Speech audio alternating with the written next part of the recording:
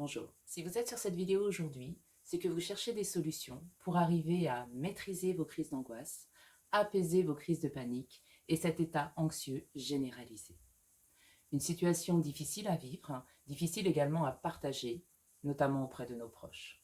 Ce que l'on entend en retour de nos confidences, c'est souvent « tout le monde est stressé, ça va passer, prends sur toi et arrête d'y penser ». Mais à partir du moment où on a fait une première crise d'angoisse, on y pense tout le temps. On commence également à s'isoler. On n'ose plus en parler, vu qu'on n'a pas l'écoute adéquate en face, on n'a pas le réconfort. On a peur également de sortir, peur à nouveau de faire une crise d'angoisse et que ça nous prenne à n'importe quel moment. Alors pourquoi je vous en parle aujourd'hui? C'est parce que j'ai connu la situation dans laquelle vous êtes, toutes les phases par lesquelles vous passez. J'ai eu des crises d'angoisse pendant plus de 5 ans suite à une succession de chocs émotionnels. Donc je connais votre parcours. Et oui, il existe des solutions. Je me présente, je suis Géraldine Vogt, je suis sophrologue spécialisée dans les troubles anxieux et j'aide depuis 2017 les personnes à gérer leur crise d'angoisse. Alors rentrons de suite dans le vif du sujet. Comment se déroule cet accompagnement? Nous allons passer par 4 étapes.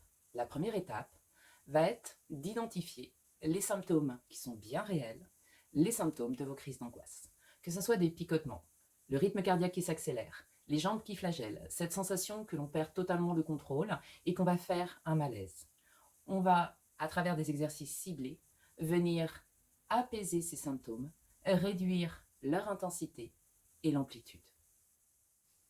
La deuxième étape va consister à venir déconstruire nos pensées anxieuses, facilement identifiables puisqu'elles commencent toutes par « et si », suivi évidemment de scénarii catastrophes. Et si je refais une crise d'angoisse?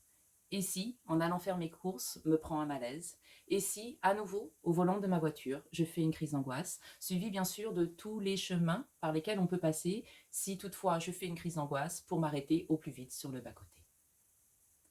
Tous ces « et si ». Et si, et si, laisse de la place à nos angoisses. Et c'est là-dessus, justement, que l'on va travailler à déconstruire toutes ces pensées anxieuses. Dans une troisième étape, nous allons apprendre à accueillir cette anxiété, ces angoisses. Sachez que plus vous allez lutter contre ces émotions, ces sensations, plus vous leur laissez de la place, plus vous les laissez exister. Alors ensemble, on va apprendre justement à s'apaiser et à s'orienter vers des pensées positives. La quatrième et dernière étape par laquelle nous allons passer, c'est travailler sur la confiance en soi. La situation que vous traversez aujourd'hui vous fait perdre confiance en vous. Vous n'avez plus confiance dans vos capacités, vous avez peur d'eux, vous n'osez plus. Alors ensemble, on va retravailler sur cette confiance que vous avez en vous et également sur l'estime de vous-même. Si ce programme vous interpelle, s'il y a des mots qui résonnent en vous, si cela vous intéresse, je vous invite aujourd'hui à prendre rendez-vous pour un appel téléphonique de 30 minutes, durant lequel j'écouterai, sans vous juger, votre parcours, la situation dans laquelle vous êtes aujourd'hui. Et surtout, je vous dirai si je suis à même aujourd'hui de vous accompagner par rapport à la gestion de vos crises d'angoisse. Sachez une chose, c'est que c'est une situation difficile et ce n'est aucunement votre faute. Donc, je vous dis à très vite et je vous souhaite surtout une belle journée.